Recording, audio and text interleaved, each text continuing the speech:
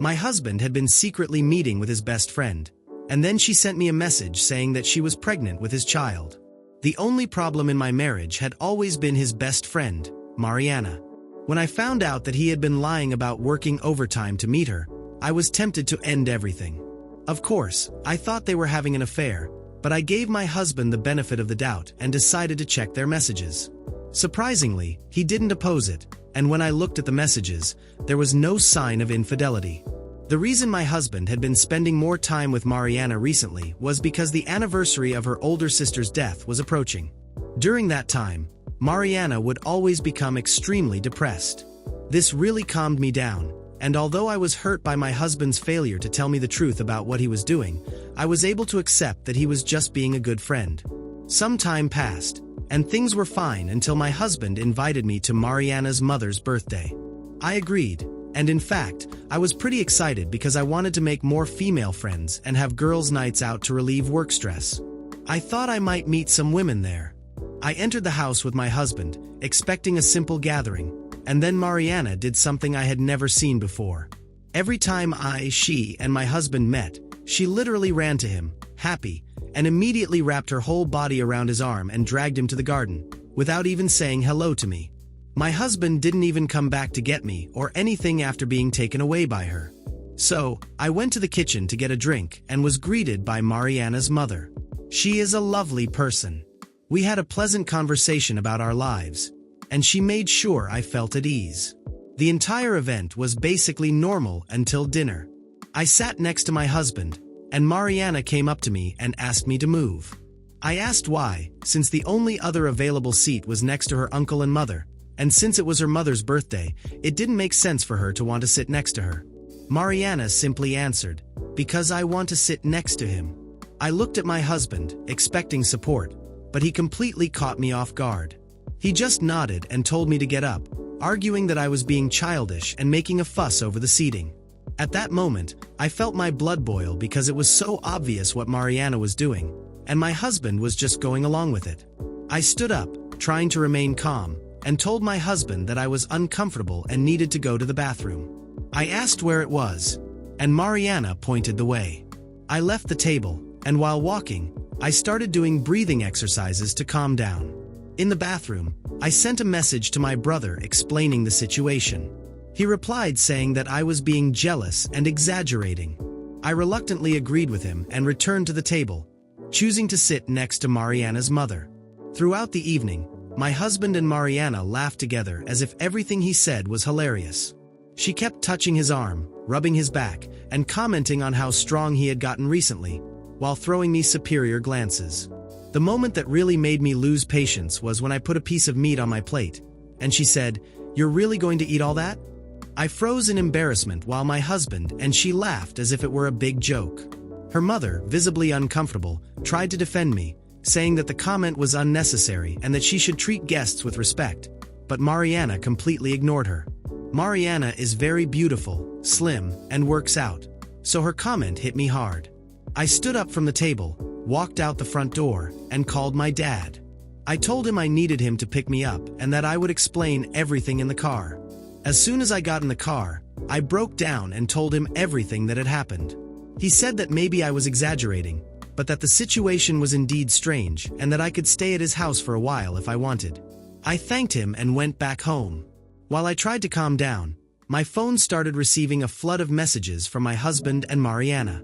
I read the messages and was horrified to see my husband saying that I had ruined the entire dinner and that he was going to stay the night at her house. Mariana, in turn, accused me of ruining her night with my victim behavior. I googled the term, and it only made me more angry because I realized that she was the perfect example of someone seeking attention.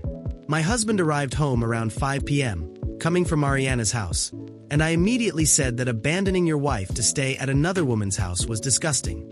He started shouting, saying that I was exaggerating again and that I needed therapy to deal with my jealousy issues. For about a month, my husband became more distant, cold, and I could feel that our argument had created a rift in our marriage. Things were clearly declining, and although we weren't fighting or arguing, the atmosphere at home was very tense. We hardly talked, and we certainly didn't have any intimacy, while I had to deal with him going to Mariana's house about once a week. Despite that, I bit my tongue and waited, hoping it was just a phase in our marriage and that there was light at the end of the tunnel. That was until I received a message from Mariana with a positive pregnancy test and a threat saying that we should divorce because the child was my husband's. I was completely frozen and honestly had no idea how to react. My husband arrived home around 6 p.m. that day, threw the keys aside, and went upstairs without saying anything to me. I thought that was a bit rude, and I went after him, saying we needed to talk. He replied that he was tired and needed to sleep, which only made me angrier because I was being serious. I was almost in tears at that point because I felt completely neglected, but I managed to hold back the tears for now. When we were halfway up the stairs, I told him I knew about him and Mariana. I expected him to be shocked, like a deer in headlights, but to my surprise, he looked at me confused. I kept explaining my side, the message I received, and what it seemed like, and he started laughing in my face. This filled me with intense anger because I had already put up with too much. I then walked past him, entered our bedroom, grabbed a suitcase from under the bed, and started packing his things. He started screaming horrible things at me, but I didn't hear most of it because I was already crying uncontrollably while stuffing all his clothes into the suitcase. When I finished putting the last of his clothes into the suitcase, my heart felt like it was on fire, not with love, but with pure indignation. He kept shouting behind me, the words blending into insults and accusations, but I could barely hear the sound of my own tears. It was louder. Finally, I closed the suitcase with a brutal zipper, turned to him, and pointed to the door. "Get out now!" My voice trembled, but the meaning was clear. He looked at me in disbelief, and for a moment, I thought he might obey, but instead, he gave a bitter laugh and crossed his arms. "You think you're going to get rid of me that easily? This house is mine too, and you can't kick me out," he said with an arrogance that only made me more furious. I took a deep breath, trying to control what was left of my sanity. I didn't want to argue. I didn't want to hear any more excuses, any more half-baked justifications. I just wanted him to disappear. "I don't want to discuss it.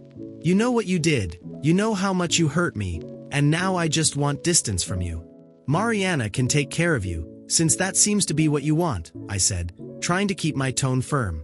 He looked at me with that cynical smile that made me want to throw the suitcase at him. "Mariana, you think this is her fault?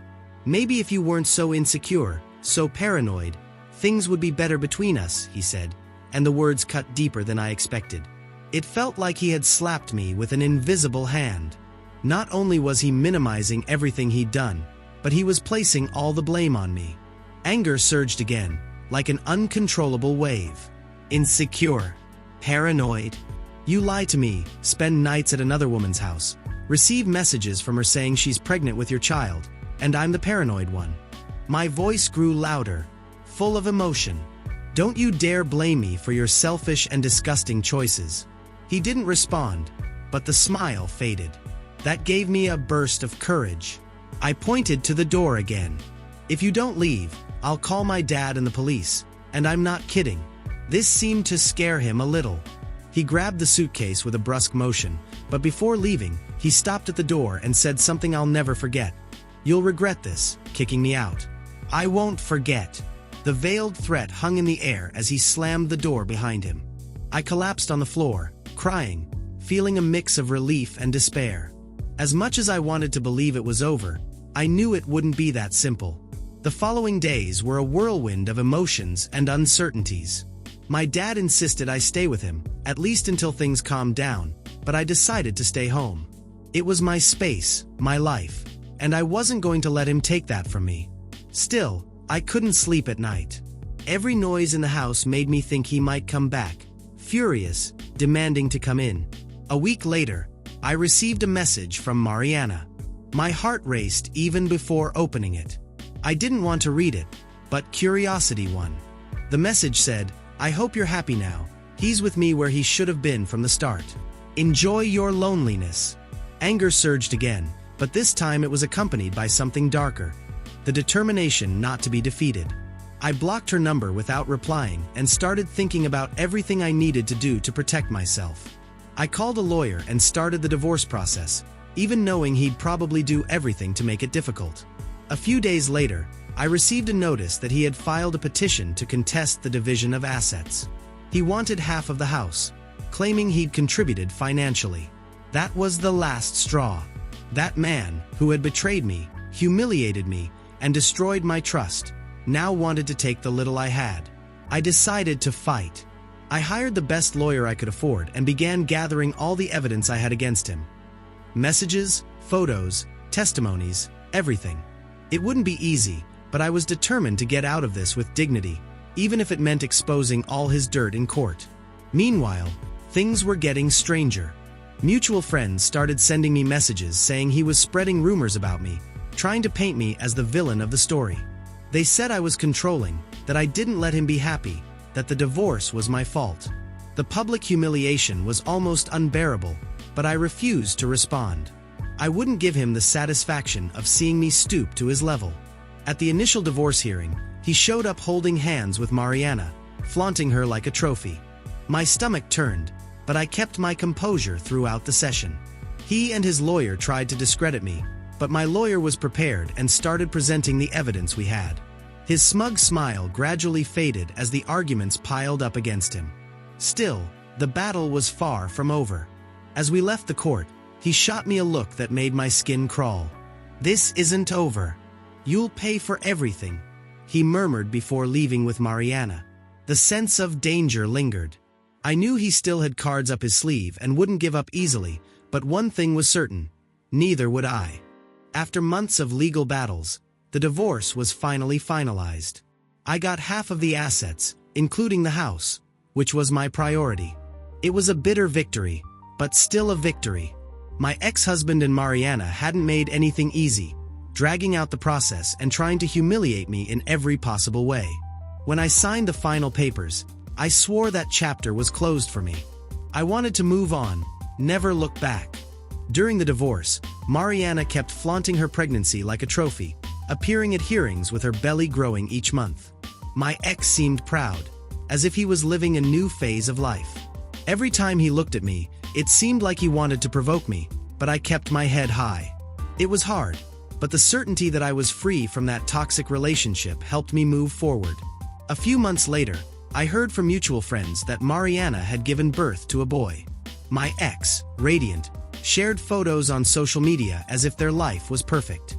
I admit it still hurt to see that, not because I wanted him back, but because the public humiliation I endured was still an open wound. However, I did my best to ignore it. That was no longer my life. What I didn't expect was that, later on, their perfect life would begin to fall apart. One day, while I was leaving the local supermarket, I ran into an old friend who still kept in touch with some people from our social circle during the marriage. She seemed hesitant but finally said, "Did you hear what happened between your ex and Mariana?" I shook my head, curious but cautious. I didn't want to know the details, but something in her tone made me intrigued. "They're fighting a lot. It seems he found messages from her with another man, pretty explicit stuff." She looked around as if fearing to be overheard. "And people are saying the baby might not even be his." My mind started to spin. The messages, the betrayals, the possibility that the child wasn't his. Everything seemed so surreal I didn't know what to think. I quickly said goodbye to the friend and went home, trying to push the conversation out of my mind. After all, their chaos wasn't my problem anymore. Or so I thought. A few weeks later, I received an unexpected message from my ex. He wanted to meet to talk.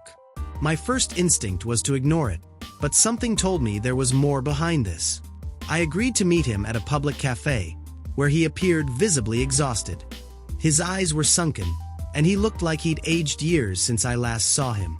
"Mariana cheated on me," he started, bluntly, looking down at his coffee.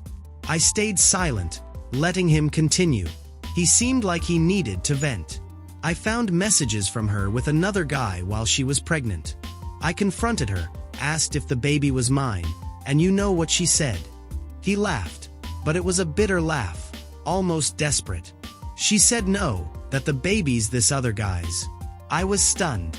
As much as I had emotionally detached from him, I never imagined Mariana could do something like that. They had destroyed my marriage to be together, and now she was stabbing him in the back. "So, what are you going to do?" I asked, keeping my voice neutral. He shook his head, exhaling deeply. I don't know. I took a paternity test, and she was right. The baby's not mine, but now she's suing for socio-affective alimony. My eyes widened in surprise. What? She wants alimony from you for a child that isn't even yours. Exactly. Her lawyer says that, since I took on the role of a father in the first months, I have an emotional responsibility to the baby. It was so absurd that I almost didn't believe it, but his devastated expression stopped me from making any sarcastic remarks. Months went by, and the case went to court. Mariana, always manipulative, presented evidence that my ex had been a father figure at the beginning of the baby's life, even if only for a short time. She claimed that he had formed bonds with the child, and therefore had the obligation to contribute financially. To my total disbelief, the judge agreed and ruled that he should pay monthly alimony. The news spread like wildfire.